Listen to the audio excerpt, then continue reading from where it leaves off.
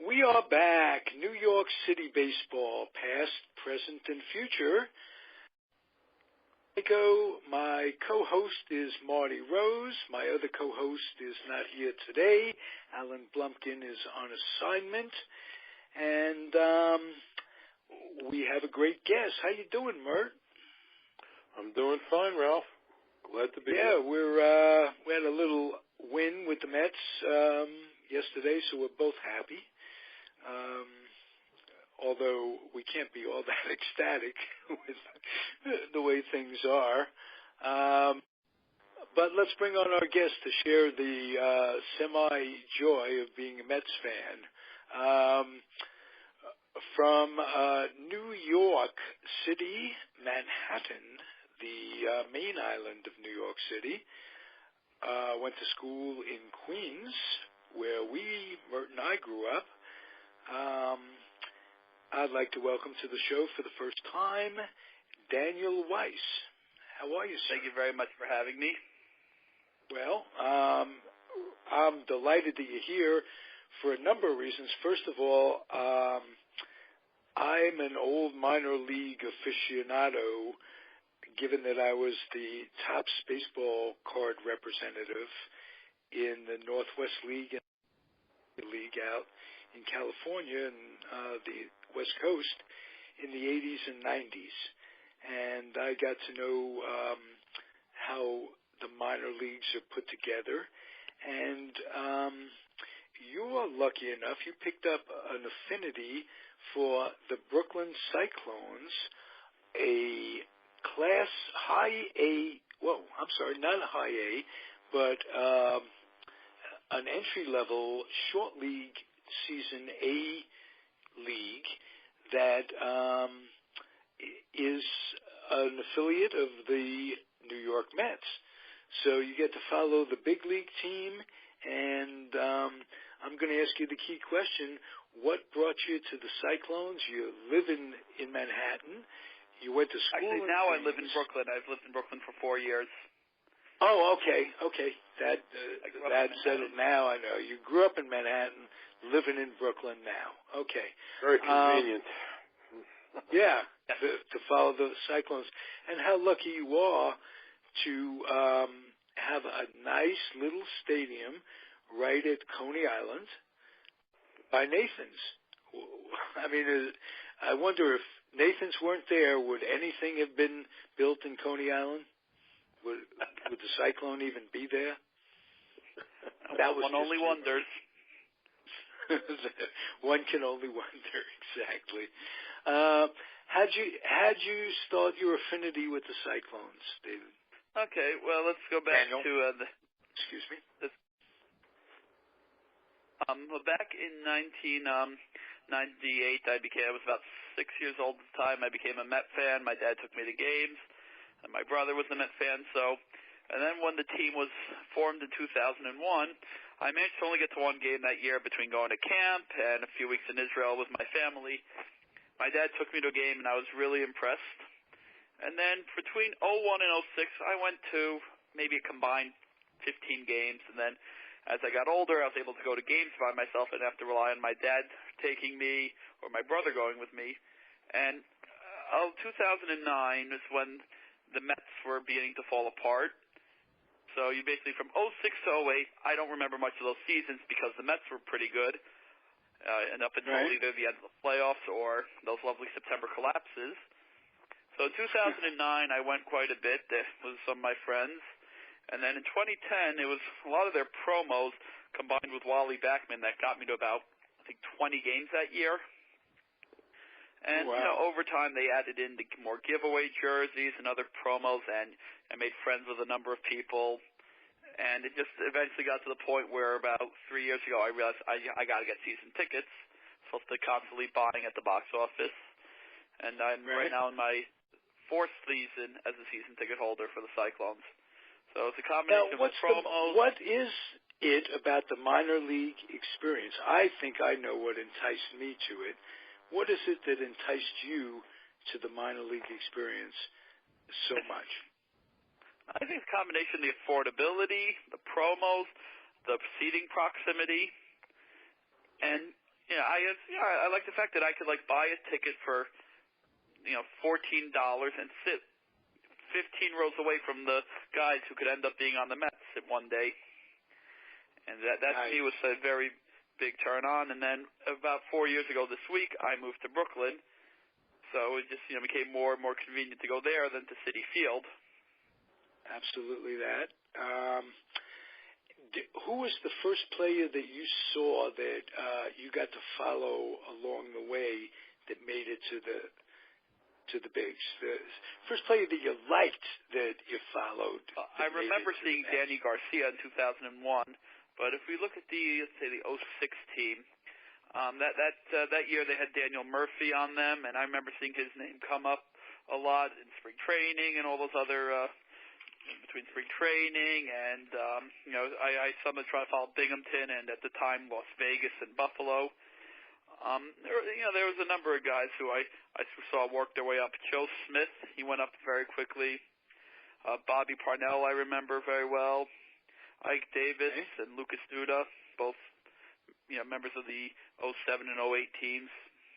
Now the players interact with the customers, or vice versa, somewhat differently in the minors than in the bigs. They have these promotions where you get to talk to them and meet them, and there's accessibility is much easier. Won't you agree? Oh, I would agree definitely. There's a number of pitchers on the current Cyclones rotation. Harold and Miranda Gonzalez, very friendly guys. When we had a road series this past week in Staten Island, they were more than willing to leave tickets for all the fans so that they would come to Staten Island and cheer on the team. Beautiful. Very nice. What's a road trip like? You guys get a bus or charter a bus? Staten Island is a simple matter of everyone just get there by a certain time because it's set on Yankees. That's more of a home game at another ballpark. Okay, I understand. I thought you said Rhode Island for a second, and I thought, well, that would require a bus. But yes, bus and subway. Staten Island Yankees, Ralph. Subway and ferry. I know. It's kind of nice. Staten Island Park's right next to the ferry. You walk right off the ferry. I was back in New York 12 years ago, very briefly, and saw Key Point Park. Is that what it's? It was Key Span Park at the time. Okay, and it was very, very pretty, and its location again, right by the beach, is terrific. What's the Staten Island Park like, Marty? Oh, it's right on the water. Also, it's adjacent. Wow. It's adjacent to the ferry terminal, and when you're sitting at home plate, looking out toward the outfield, you're also looking out into New York Harbor. You can basically see the Manhattan skyline across there and the Statue of Liberty. And so, it's a very nice venue. Very nice. Nice. So that's two nice venues for a city with 4 ballparks that are really nice. And but I'm sure there's a lot about Shea that you missed once the new ballpark was built.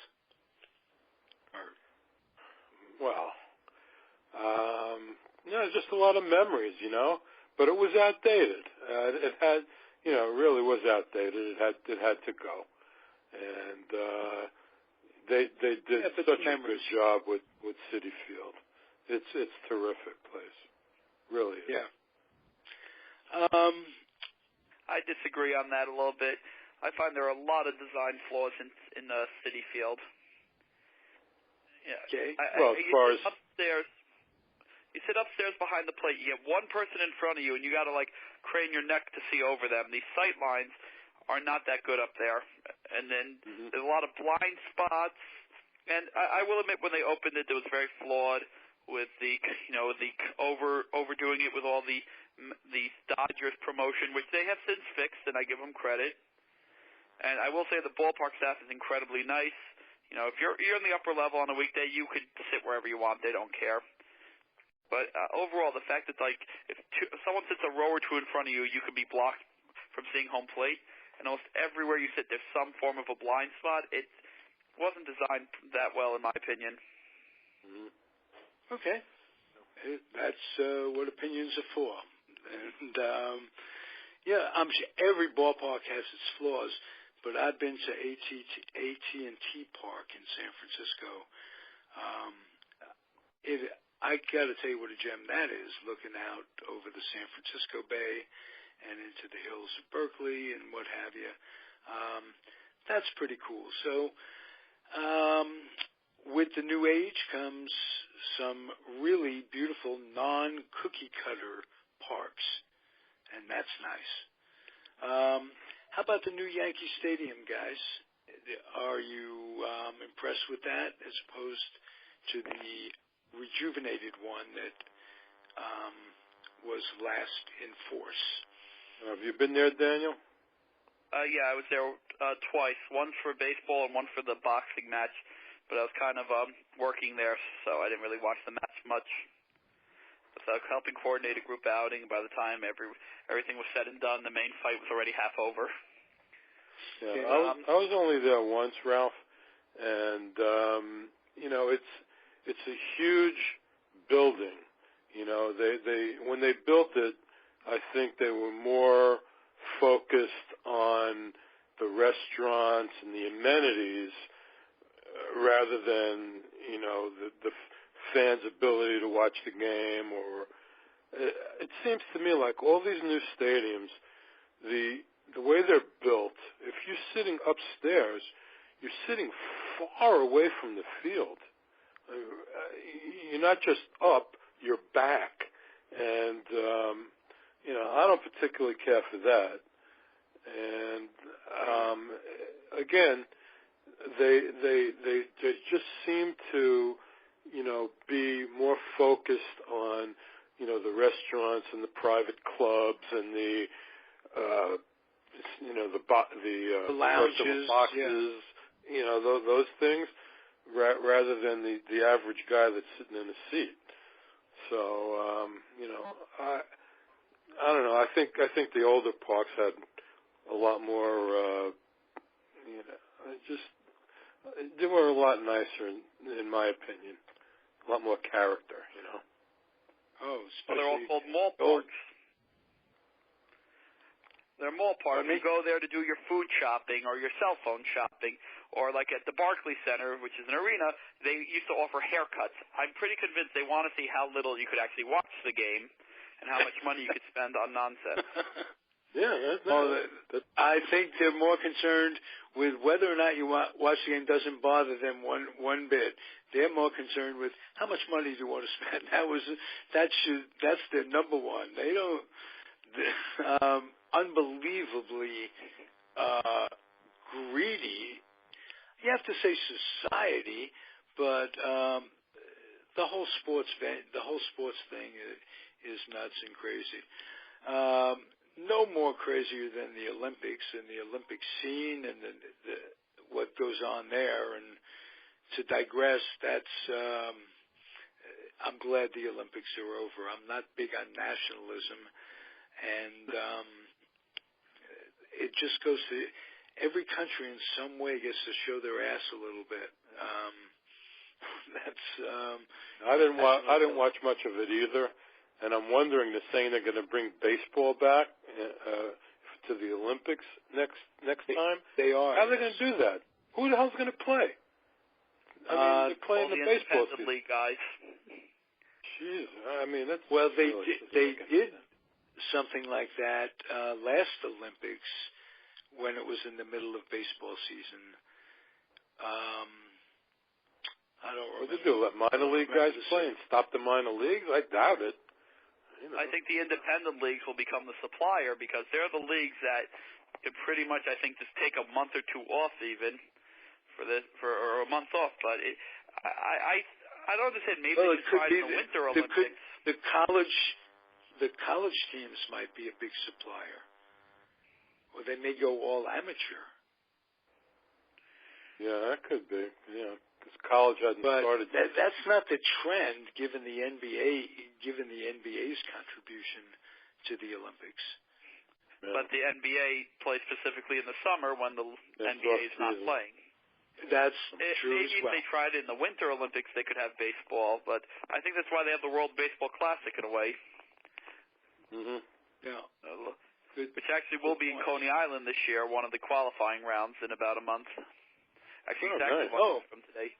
Yeah, and I get to miss that. I'm going to be in the city on between the 3rd and the 13th, and I'm sorry I missed that. That's a big event, and that would have been fun. But let me talk a little bit about the league that the Cyclones play in. When there, and you can add to this if you would, Daniel, let me start with saying that they're supplied with players primarily out of this year's draft. So that players that were drafted in early June, it's a short A season, so get to play the best of the draftees, the ones with the most potential, because there are several levels that players can come into when they come into the minor league system. There's rookie ball, and there is a short A season, which if you come in to a short A season, especially out of high school, you're a real prospect. And there's 2 jumps. There's one jump from short A season to the high A season. So next year, the guys that really do well with the Brooklyn Cyclones will be headed for the high A team rather than the low A team. Which is what, Port St. Lucie? Is that a higher A? Yeah, that's the high A team. I don't know what the... Where's Kingsport? I think it's the Sally League. Kingsport is rookie. Kingsport's rookie. That's a full season rookie? Okay. Well, they start also around the same time as the Cyclones. There's no full season rookie. Oh, they do? Okay. Yeah, what happens is if you're not... when they end spring training, the TripleA, which is Las Vegas, the DoubleA Binghamton, and the two higher A teams, St. Lucie and the Columbia Fireflies, they start their seasons about 140 games, and those who are not assigned to those 4 teams play in extended spring training. And then once the draft happens and the rosters are enhanced by the draft. So my point is, if you do really well for the Brooklyn Cyclones, next year you'll be in a high A league, and the year after that, DoubleA, and from DoubleA, that's where basically that's the feeder into the majors. TripleA is used for guys who are tweeners, 4A'ers, guys coming down, going up, but slowly. DoubleA is the diving board into the majors. So guys that you're seeing, it generally takes 3 years from this year for them to make a big league impression if they're going to do so. Yeah, well, today they just called up the Mets, Rob Gisselman, and he played in Brooklyn just 3 years ago. He was playing for Brooklyn. So it takes about 3-4 years. Yeah, Matt's been on the DL. Oh, really? That's this guy Daniel just mentioned took his place. Yeah, well, I think you told me earlier in the day that it was a strain, but they're DLing him, so they're going to sit him down for a while. Yep, it was a shoulder and a rotator cuff, a strained shoulder and an irritation in the rotator cuff. No, nothing serious, but he's not pitching for 2 weeks at least, So. Not good. We have Cologne, the Miracle Man, 100 years old, and he's the guy that doesn't get hurt. I'd like to ask Daniel of the guys that were signed this year. I guess you've seen some of them play in Brooklyn. Can you give us a report on any of those guys?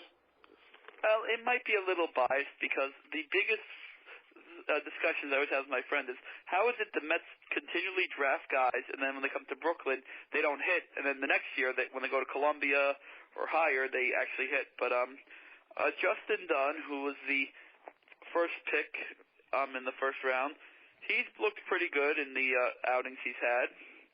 I don't have his stats in front of me right yet, but I can pull them up. But I've been pretty impressed with what I've seen in Dunn.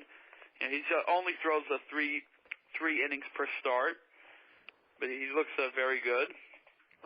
Anthony Kay, there's the next. Yeah. Right, that's the kid from Long Island.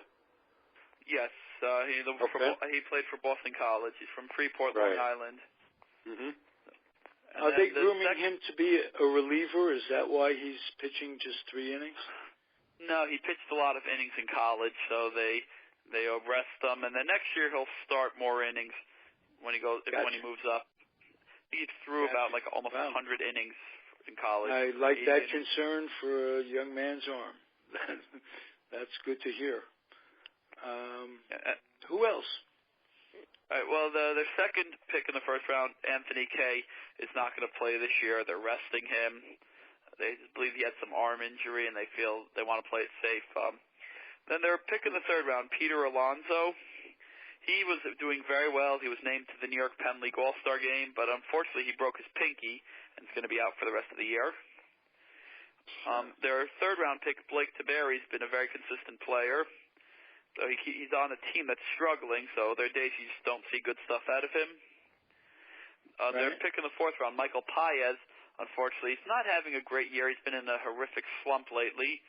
And instead of just benching him and putting in someone who might help the team, they still play him, and he's right now hitting 156 on the year. And he was part of the Coastal Carolina team that won the College World Series. Oh, wow. Nice. Very nice. Very good. And that's How about this guy you mentioned earlier, Merandy Gonzalez? He's a starting pitcher. Yes, he's looks pretty good. His ERA right now is a little high. It's 3.09. He had a bad outing recently, but they have 2 really amazing starters. One is Harold Gonzalez, who has been just amazing the entire season. In 11 starts, he's 5-2, and his ERA is 1.72. Wow. Which is right behind Dunn, who's at 171, but Dunn has pitched much less innings than him. Guys like and then 21. Wow. Who are the coaches and the manager at Brooklyn right now? I know Hojo was there for quite a while. Tom Gamboa is in his 3rd year, and from what he told me at the end of last year, this is probably going to be his last year. He's already 68 years old. Oh, Fonzie's coaching down there. Yes, he is the bench coach, but he doesn't do many road games because he had this Mets event that was at the ballpark. He was at the Piazza ceremony. Right, he was at. So he's mostly there for home games. Right. And then the pitching coach, who is a really great guy, like on a personal level, and even the way his team pitches, is Billy Brick Jr. His father actually played in the minors with the Mets very briefly. His father's works for the Diamondbacks, but he's 31 years old. He's new to the organization, and he's done a great job with the pitching staff. The team ERA is 3.41, which after last year is a big improvement. Nice. Yeah, last year's ERA, which was under Dave LaRoche, who also did a good job, was actually it was 3.25, but the last year's team had much more losses than this year. And then the hitting coach. Do you see rovers come in, what they call roving coaches, throughout the minor league system that teams hire? Yeah, absolutely. Who do you see? We always get coming in on a regular basis? Okay, there's Bob. I believe it's pronounced Natal or Natal. He used to play for the Expos. He's the catching coordinator for the Mets. Okay. Trying to find my list of it. A lot of times you get Ryan Ellis, who is, I believe, he's the hitting coordinator for the Penn League for the Mets. Sometimes we got Lamar Johnson, a few times. I know Lamar Johnson is a terrific guy. If you see him, tell him hello for me. He was the Mets batting coach 2 or 3 years ago, and I knew him in Stockton, California, when he managed there for the Milwaukee Brewers back then, and he told me some great stories about Dick Allen and the old White Sox days. So, yeah, I wish the Mets would have done better under him a couple of years ago, because he's a class act. Yes.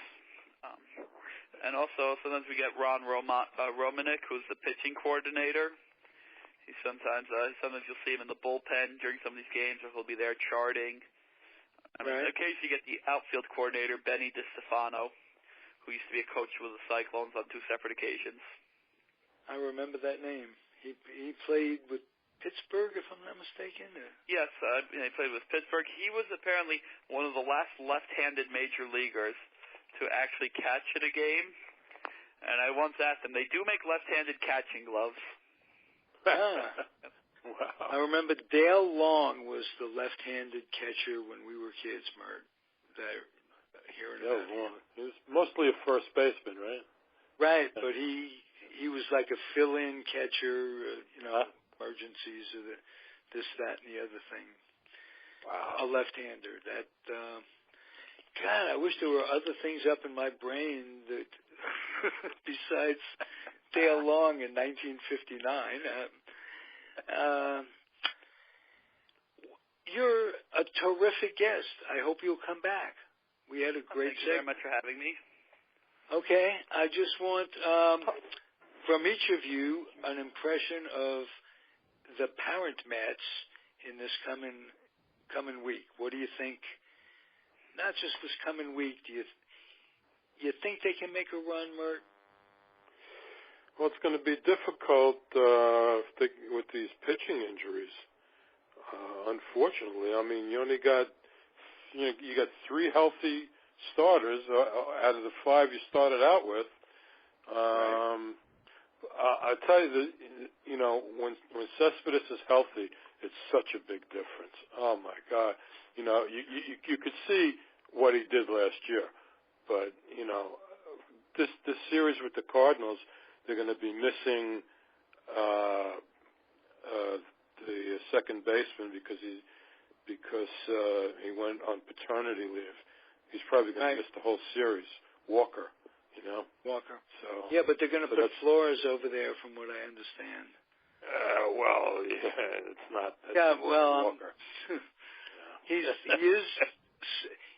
does represent a solid bench to me, because he could rest guys. Yeah, he's not Walker, and he's not Reyes at third, and he's certainly not Cabrera at short, but that's not going to happen. But he does have a nice little bat. I know. He can't play every day. So. No, that's true. But just for a little fill-in, I like him for that. They have a new guy from Texas, too, a center fielder. Do you know anything about him? Ruggiano. Would you guys He's the one that hit the grand slam off of Bumgarner the other day. Yeah. Did he cost much from Texas? Probably the minimum. I think they released him. I think they released him. Yeah. So. Well, a lot of times when a guy gets released like that, it's like almost like a waiver claim. You pay them the league minimum, and they're getting checks from the other team. So Loney, Reyes, Ruggiano, they're all being paid by other teams. That's what giving them next to nothing. Yeah. Wow. Well, he's a right-handed outfielder, which they were in desperate need of. So. Yeah, I'll say. Granderson, what's with Granderson? Do you think there's anything left? He shows flashes occasionally, but he strikes out so much. He really. I don't think he should be leading off, and I think that I believe that Kevin Long has not been a very good hitting coach with the Mets this year, and fortunately, the Mets don't make changes as often as they should. Mm-hmm. Well, Yeah. Well, they did move him down in the lineup, so they have. But I think that affected him. Since Reyes came back, they moved him down in the lineup. So, but the guy, I'm telling you, the guy they're missing long term and is Lagares, because he'd been back a little bit. He'd been playing much better than last year. Yeah. And he snaked it. He gets hurt a lot. But Diaz is pretty decent defensively. I have to say that. In center field. Right. Very graceful. And for about the last 3 or 4 weeks, he's been getting some hits. He had a 3-run homer like a couple of days ago. So, he's been better than he was early in the season. That's for sure. Right. And no question, they are solid with Bruce in right. He's a terrific. No, he'll hit eventually. I'm sure he will. That's coming. Yeah. Yeah. Definitely coming. And he's a good outfielder, and that's nice. And I'll tell you now that Cespedes is back, he'll hit more because there's only so many guys you can pitch to, or you can pitch around. And so he'll see better pitching, as everyone will up and down the lineup. So they may be capable of a streak there. And is there anybody, maybe you can help on this, Dan, is there anybody coming up that might make an impact pitching-wise, that coming out of the minors, you could say, well, maybe they'll call on this guy, and it's a little early. Yeah. Which one? Who did you just mention? When the rosters expand, is there any pitching down in the minors that could help in September? Yeah, I got at this point. Like, if they hadn't called them up by now, I don't think there's really anyone on the 51's roster, or even the Binghamton Mets roster, that could make such a difference at this level. We've probably seen them come up and down a number of times. Exactly, because if you're just like looking right now at the 51's roster, you have Gabe Noah, who's already been sent down, Logan Verrett, been up and down, Edgin's been up and down, Gil Martin, so, Cadell, all these guys have that's right. We've pretty much seen all those guys already. Well, Lugo pitched decent his last time out. Yes, he did. There's another guy I got to see play for Brooklyn. Lugo, yeah. Uh-huh. Yeah, fortunately, I didn't really know him that well because, sometimes it's harder to recognize pitchers after a game because their face isn't shown on the video board as much. And but I remember him seeing him pitch. He was part of a team that had very good pitching in 2011. Great. Good. When we were kids, we'd occasionally go down and get autographs and stuff. Do you do that?